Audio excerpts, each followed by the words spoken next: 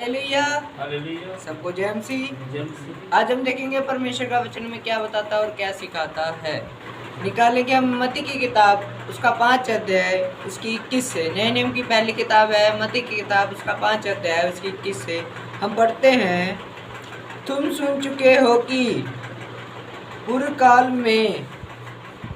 के लोगों से कहा गया था कि हत्या ना करना, और कोई हत्या करे वह कचहरी में दंड के योग्य होगा। हालेलुया। यह वचन क्या बता रहा है कि जो हमारे कहते हैं कि पूर्वज जो थे या प्रभु यीशु मसीह के समय में जो थे, वो कहते थे कि हत्या करोगे तो क्या कचहरी में सामने खड़े होगे। हालेलुया। आज हम संसार में भी देखें, बहुत से थाने कचहरियां बहुत सी बनी है, वो सब हत्या का दंड देती हैं। हालेलुया। हर चीज का दंड देती हैं। अगर अनजाने से हो गया तो तुम्हें 7 साल देगी, तुमने जान के किया शायद उम्र कैद होगी या फांसी भी होगी, या किसी गलती के कारण हो गया तो 14 साल की भी होगी। हालेलुया। आज संसार में तुमको बहुत सी चीजों के लिए छोड़ भी दिया जाएगा। हालेलुया। पर परमेश्वर का वचन बताता है अगर तुम हत्या करोगे तो तुम्हें क्या उसका दंड मिलेगा, कचहरी में खड़े होगे। हालेलुया। ये कचहरी कौन सी होगी?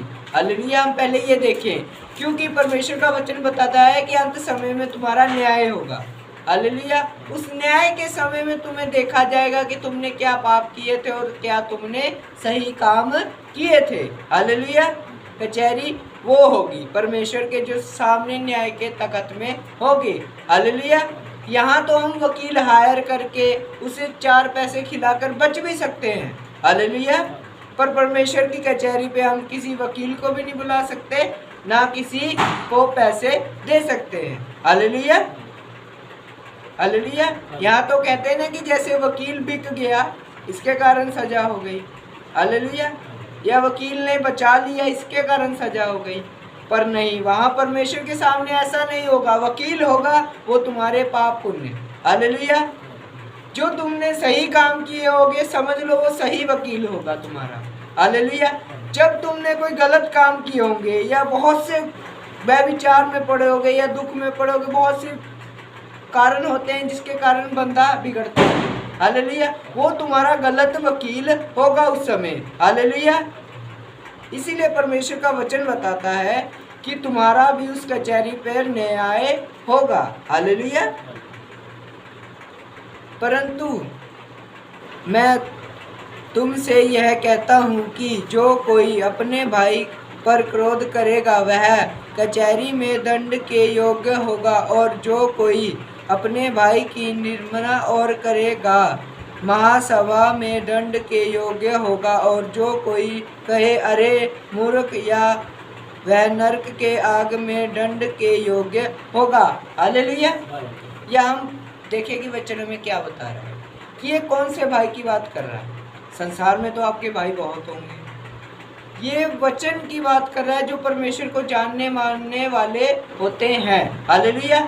अगर हम देखें कि हम जैसे आए हैं परमेश्वर में बहुत से सालों में हैं, अगर हमसे कोई पुराना भी हमको आके कहता है या हमारे के सामने कोई नया आता है, हम उसको ये कहते हैं कि हम परमेश्वर में तो घमंड करो बहुत जरूरी है, पर इतना भी नहीं कि सामने वाले को आप मूर्ख कहो या कुछ भी कहो।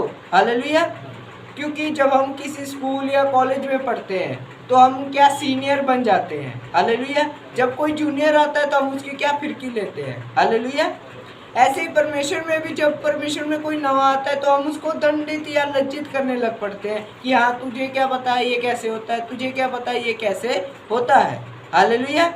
इसीलिए परमेश्वर का वचन बता रहा है कि तुम अपने भाई को लज्जित मत करना, मूर्ख मत कहना, ऐसी चीजें मत कहना कि तुम दंड के योग्य ठहरो। हालेलुया। क्योंकि ये सिर्फ हक जो चीजें बोलने का होता है वो एक पिता का होता है। अगर एक भाई दूसरे भाई से लड़ता भी है तो पिता आकर कहता है क्यों लड़ रहे हो। हालेलुया। वो जानना चाहता है कि आपस में ये भाई क्यों लड़ते हैं। हालेलुया। परमेश्वर में भी ऐसा ही है कि परमेश्वर आपसे एक दिन पूछेगा जरूर, जब न्याय की तख्ती पे होगा, कहेगा कि तुमने अपने ही भाई को क्यों ऐसा किया। हालेलुया। तब हमारे पास कोई जवाब नहीं होगा। हालेलुया। इसीलिए परमेश्वर कहता है कि दंड से तुम बचो। हालेलुया। उसने क्यों हमको कहा है कि अंत तक तुम्हारे साथ मैं रहूंगा? परमेश्वर का वचन बताता है क्यों कहा है। क्योंकि एक पिता जब तक अपने बेटे के साथ होता है, उसका हाथ अपने बेटे के कंधों पर होता है, सबसे बड़ा महाराजा उस समय वो बेटा होता है। हालेलुया। आज परमेश्वर का हाथ भी हम पर है। हालेलुया। हम परमेश्वर के वचनों में एक महाराजा की तरह लोगों को बताएं। हालेलुया। क्योंकि महाराजा हमेशा सही और सही न्याय करने की सोचता है। हालेलुया। क्योंकि वो जानता है कि मेरी प्रजा कैसी होगी। वैसे ही परमेश्वर हमारा राजा, जो राजाओं का राजा है, वो जानता है कि मेरी प्रजा को क्या चाहिए, हमको उसके लिए कैसा राजकुमार और कैसा अगुआ ठहराया जाए। हालेलुया। इसीलिए यदि तुम अपनी भेंट वेदी पर लाए और वह तुम स्मरण करे कि तेरे भाई के मन में तेरे लिए कुछ भी विरोध है, तो अपनी भेंट को वेदी के सामने छोड़ दे और जाकर पहले अपने भाई के मेल मिलाप कर और तब आकर अपनी भेंट चढ़ा। हालेलुया। यह वचन क्या बता रहा है कि ये परमेश्वर दान के बारे में बता रहा है। जो अगर आप कोई दान भी लाए हैं अपने एक परमेश्वर भाई या मसीह भाई से रूठ कर या उसे कुछ बढ़ाकर दिखाने के लिए लाए हो, तो परमेश्वर कहता है कि अपनी जो भेंट है पहले तुम रखो जहाँ तुम लाए हो, अपने चर्च में या कहीं भी लाए हो परमेश्वर को देने के लिए, वो तुम उस समय रखो, पर अपने जो तुम्हारा भाई है उसे पहले जाकर मनाओ। हालेलुया। बताओ जाकर कि क्यों भाई आप परमेश्वर के चर्च में नहीं आते, क्या बात हमसे गलती हो गई, या हमने कुछ बोल दिया या हमारे अगुए ने आपको कुछ बोल दिया, हम उसे क्या मनाए जाकर। हालेलुया। क्योंकि परमेश्वर की एक एक भेड़ बहुत कीमती है। हालेलुया। परमेश्वर का वचन बताता है कि मैं 99 भेड़ों की चिंता नहीं करता, मगर मेरी जो एक भेड़ गवाची है मैं उसकी चिंता बहुत करता हूँ। हालेलुया। इसीलिए अगर आपका कोई भाई परमेश्वर में है, चाहे नया हो चाहे पुराना हो, अगर वो अपने अगुए चर्च से या हमसे नाराज है तो उसे मनाना बहुत जरूरी है। हालेलुया। क्योंकि वचन बताता है कि मैं सदा तुम्हारे साथ हूँ, वो उसके साथ भी है, हम उसको बताएं जाकर। हालेलुया। मानते हैं कि शैतान हमें बहुत तरह से भरमाता है। उसने हवा को भरमा दिया, इस जगत पर मृत्यु ला दी, तो हम तो वैसे भी बहुत तुच्छ मनुष्य हैं। हालेलुया। उसने परमेश्वर की सृजी हुई उस समय स्त्री को भरमा दिया, तो हम तो आज कुछ भी नहीं है। हालेलुया। पर हमें कुछ बनने की जरूरत है परमेश्वर में। हालेलुया।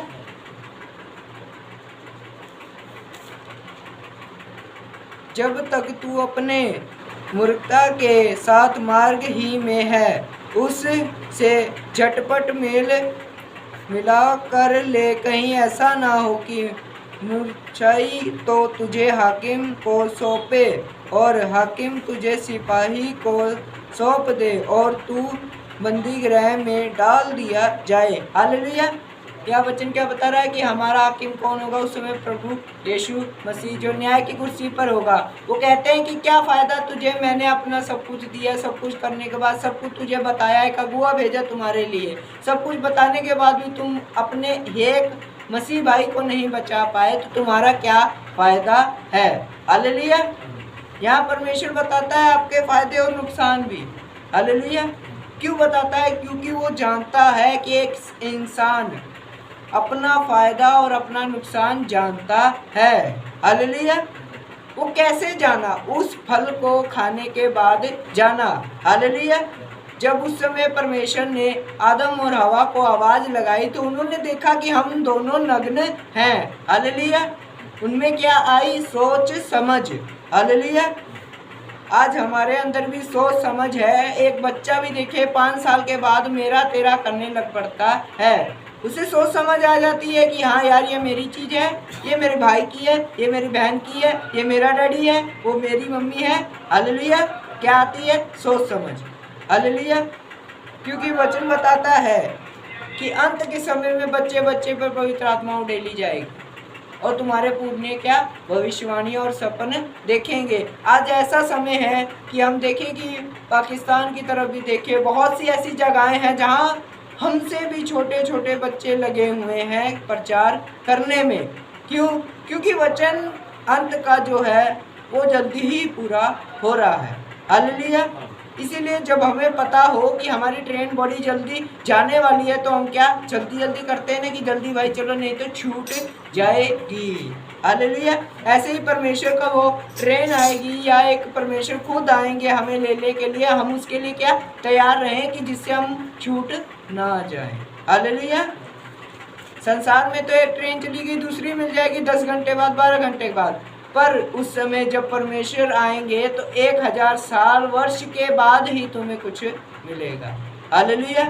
वो भी तुम होगे नहीं होगे ये परमेश्वर को जानता है। हालेलुया। मैं तुम से सच कहता हूँ कि जब तक तू कोड़ी कोड़ी भर ना दे तब तक वहाँ से छूटने ना पाएगा। हालेलुया। यहाँ वचन क्या बता रहा है कि जब हम कोई पाप करेंगे या कुछ कष्ट में होंगे या परमेश्वर के न्याय के सामने हम नर्क के योग्य होंगे तो हमारी एक एक आंसू, एक एक बात, एक एक जो हमारी होगी वो 1000 साल तक चलती रहेगी। हालेलुया। और जो हमारे अच्छे काम होंगे, हमारे जो सही होंगे परमेश्वर के सामने, उस स्वर्ग में 1000 साल तक हम खुश रहेंगे। हालेलुया। आज हमें ये सोचने की जरूरत है, हमें खुश रहना है कि एक एक आंसू बहाना है। हालेलुया। क्योंकि परमेश्वर में कहते, वो दुनिया में भी कहते हैं और परमेश्वर भी कहता है हंसना भी जरूरी है, रोना भी जरूरी है, पर हमें वो जगह देखे कि हमको कहाँ हंसना है और कहाँ रोना है। हालेलुया। क्योंकि स्वर्ग में हमें क्या शांति और खुशी मिलेगी, नरक में हमें तड़पन और रोना ही मिलेगा। हालेलुया। हम आज ये परमेश्वर में सोचे कि हम किस रास्ते को चुने और परमेश्वर में बने और रहें। इसलिए परमेश्वर का वचन यही बताता है कि जो हमारा कलीसिया का भाई है, कोई भी है, छोटा है, बड़ा है, नया है, पुराना है, कोई भी है, उसे मनाएं, लाएं। 1-2 बार आए तो ठीक, नहीं आए तो परमेश्वर के हाथ में सौंप दो। हालेलुया। सबको जय मसीह।